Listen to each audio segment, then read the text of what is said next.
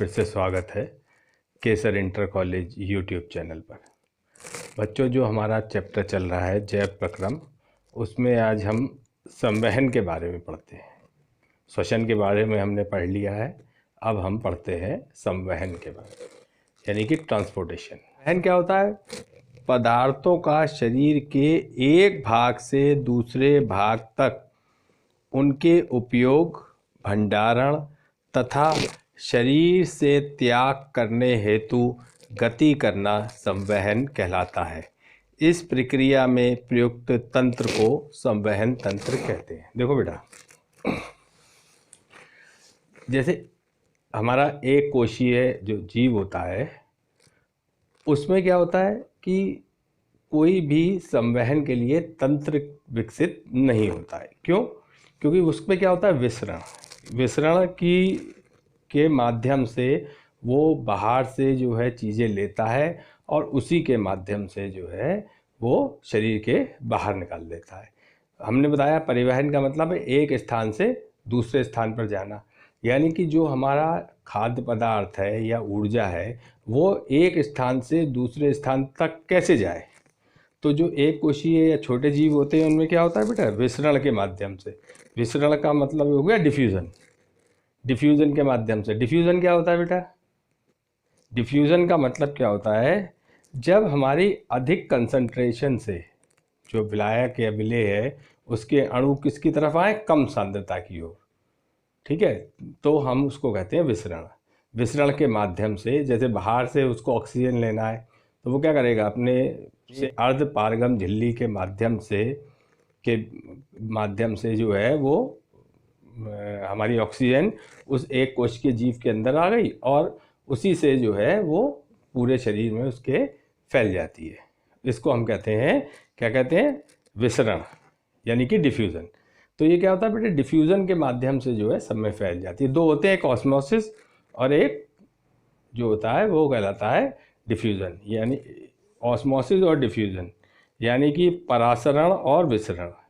परासरण क्या होता है? यदि हमारे विलायक के अणु कम सांद्रता से अधिक सांद्रता की ओर जाएं तो हमारे क्या कहलाता है? वो ऑस्मोसिस। ठीक है, यानी परासरण। और जब कम सांद्रता से अधिक सांद्रता की ओर जाए तो हमारा कहलाता है विसरण। जैसे इंक की एक बूंद उसमें डालो पानी में तो क्या करता है? धीरे धीरे धीरे वो पूरे पानी में तब तक फैलती है जब तक एक सा ना हो जाए। ये क्या होता है? डिफ्यूज़न।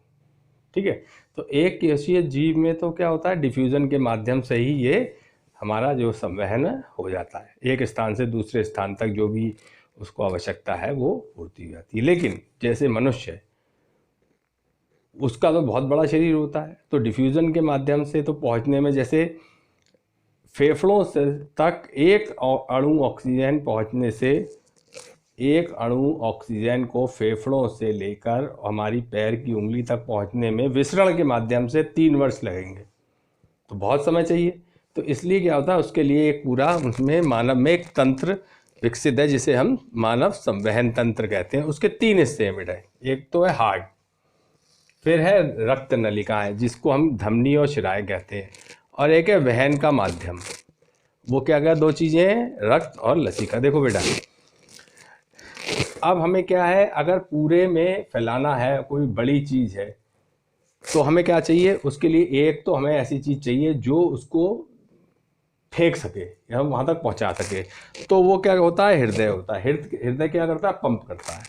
और अब हमारा जैसे मान लो ऊपर हमें अपने पानी पहुँचाना है टैंक तक, तो हम क्या करते हैं? एक तो हमारी मोटर होती है, तो मोटर तो हो गई हृदय। ठीक है, उसके बाद पाइप जाता है।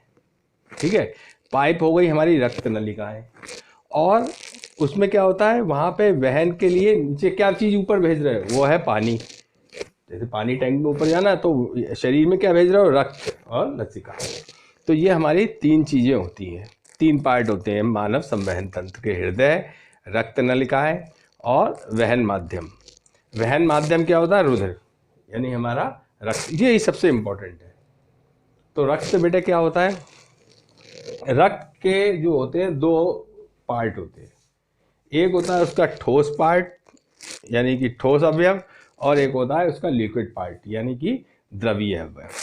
तो जो हमारा ठोस पार्ट होता है वो क्या होता है, रुधिर कणिकाएं, और जो द्रवीय वो होता है वो क्या होता है, प्लाज्मा। तो जो हमारी ठोस होती हैं रुधिर कणिकाएं वो क्या कहलाती हैं, वो 3 हिस्सों में बटी होती हैं। एक कहलाती है लाल रक्त कणिकाएं, श्वेत रक्त कणिकाएं और प्लेटलेट्स। ये 3 पार्ट होते हैं उसके ठोस वाले हिस्से के। ठीक है, कौन कौन सी, लाल रुधिर कणिकाएं, इनको आरबीसी भी कहते हैं, रेड ब्लड कॉर्पस्कल्स, और WBC, red white blood cells, और प्लेटलेट्स। ये 3 चीज़ें होती हैं। अब लाल रक्त की कणिकाओं का क्या काम है, ऑक्सीजन तथा कार्बन डाइऑक्साइड का वहन, यानी कि जो हमने ऑक्सीजन ली, ठीक है, ऑक्सीजन ली तो वहाँ तक ऑक्सीजन का पहुँचना वो किसके माध्यम से होता है, आरबीसी के माध्यम से, और कार्बन डाइऑक्साइड का बाहर आना तो बाहर भी किसी माध्यम की आवश्यकता होगी, तो वो क्या कहलाता है, कार्बन डाइऑक्साइड के वहन के लिए। अब जो इसका लाल रंग होता है वो किसके कारण होता है, हीमोग्लोबिन के कारण। स्वस्थ मनुष्य में 50 लाख प्रति घन मिलीमीटर तथा महिलाओं में 45 लाख, यानी आदमी में तो ये कितनी चाहिए आरबीसी, 50 लाख, और महिलाओं में 45 लाख प्रति घन मिलीमीटर।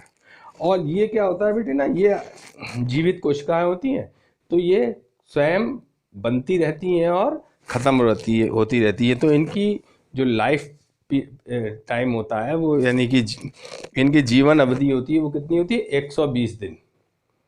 ठीक है, तो 120 दिन बाद पहली वाली ख़त्म हो जाएंगी, नई वाली बन जाएंगी, नया खून हमारा लगातार बनता रहता है। दूसरी है हमारी श्वेत रक्त कणिकाएं। ये क्या करती हैं, डब्ल्यूबीसी, ये हमें जो है वो क्या करती हैं, रोगों से लड़ने के लिए, लड़ने में सहायता करती हैं। जब रोगों से लड़ती हैं तो लड़ने वाले क्या होते हैं, सिपाही, तो इसको हम क्या कहते हैं, शरीर का सिपाही भी कहते हैं। इनकी संख्या कितनी होती है, 5000 से 11000 प्रति घन मिलीलीटर, 5000 से 11000। अब इसका तीसरा पार्ट क्या कहलाता है, प्लेटलेट्स। ये क्या होता है, ये क्लॉटिंग के काम आता है, जैसे चोट लग गई तो फ़ौरन खून जमना चाहिए, नहीं तो बाहर सब खत्म हो जाएगा। तो ये प्लेटलेट्स जो हैं वो थक्का बनाने के काम आता है। ये असल में वास्तविक रूप से कोशिकाएं नहीं होती, ये केंद्र रहित रंगहीन अवयव है। इसकी संख्या 1.5 लाख से 4.5 लाख होती है, प्रति घन मिलीमीटर होती है। ये रक्त का थक्का बनाने में सहायक है। देखो तुमने देखा होगा डेंगू हो गया तो लोग कहते हैं प्लेट्स कम हो गई, प्लेट्स का मतलब यही वाले प्लेटलेट्स कम हो गए। ये कितने हैं, 1.5 लाख और से 4.5 लाख, इतना होना चाहिए, इससे कम भी नहीं होना चाहिए, इससे ज़्यादा भी नहीं होता। तभी लोग कहते हैं ना प्लेट्स कम हो गई। तो प्लेट्स कम का जब कम हो जाएंगी तब भी नुकसानदेह, और ज़्यादा हो जाएंगी तब भी नुकसानदेह। ठीक है, तो ये तो हो गई। अब दूसरा जो इसका द्रवीय पार्ट होता है वो कहलाता है प्लाज्मा। ठीक है, तो ये हल्के पीले रंग का क्षारीय द्रव है। इसका पीएच कितना होता है, 7.4। 92% जो होता है जल होता है और 8% घुलित पदार्थ होते हैं इसमें।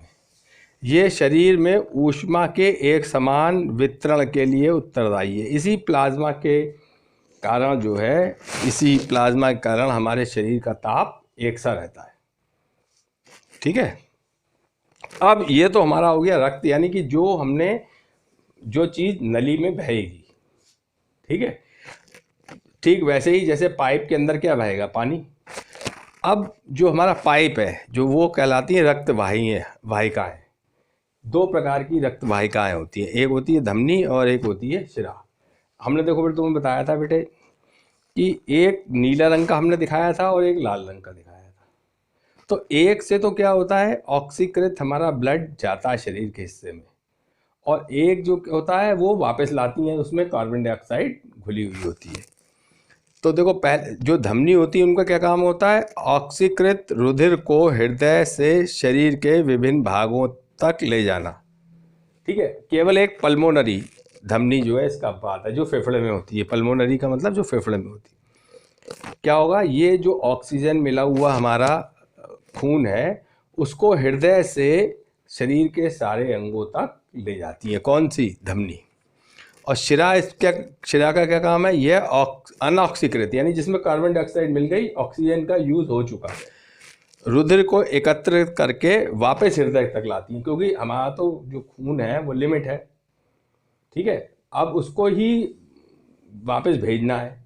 तो क्या हुआ, जो ऑक्सीकृत खून है वो धमनी ले गई पूरे शरीर तक जहाँ जहाँ जरूरत हुई वहाँ उन्होंने बांट दिया। वहाँ से कार्बन डाइऑक्साइड इकट्ठा करके कौन लाता है, हृदय तक, ये लाती हैं शिराएँ। इसमें भी पल्मोनरी शिरा अपवाद है, यहाँ पे पल्मोनरी दोनों चीज़ें अपवाद में आती है। जो धमनी होती है उसकी जो मोटाई होती है उसकी ज़्यादा होती है, ठीक है, और ये लचीली होती है, फ्लेक्सिबल होती है, ठीक है, इसलिए होती है क्योंकि इसके अंदर प्रेशर से ब्लड चलता है, फट ना जाए। और इनकी ये जो इसकी होती पतली शिराएँ होती हैं और कम लचीली होती हैं। इनकी जो गुहा होती है पतली, क्योंकि जब भित्ति मोटी हो गई यानी उसके ऊपर का हिस्सा मोटा हो गया तो अंदर पतला हो जाएगा, नहीं हो जाएगा, तो गुहा हो गई संकरी। और इनकी जो ये ऊपर की भित्ति पतली होती है यानी कि जो ऊपर का हिस्सा होता है वो पतला होता है, तो ये अपने आप चौड़ी हो जाएंगी। इनमें वाल्व नहीं होते और इनमें क्या होता है कि एक ही दिशा में खून बहे, वापस लौट ना आए, क्योंकि ये तो अनऑक्सीकृत खून है। तो इसमें क्या होता है, वाल्व होते हैं, वो खून को एक साइड से जाने देते हैं, वापस नहीं आने देते। इसमें रक्त एक दाब के साथ बहता है, इसमें कोई दाब नहीं होता, ठीक है। समानता शरीर में गहराई पर, ये अंदर की ओर स्थित होती है, ठीक है। त्वचा के ठीक नीचे ही होती है। क्यों, क्योंकि इनके प्रेशर होता नहीं है, अगर थोड़ी बहुत चोट भी लग जाएगी तो ये इसमें उतनी ब्लीडिंग नहीं होगी, लेकिन अगर ये कट गई तो ब्लीडिंग ज़्यादा होगी, इसलिए ये इसको सुरक्षा की दृष्टि से ही अपने आप जो है नीचे की तरफ होती है, ठीक है बेटा। कुछ समझ में आया, उतार लो बेटा।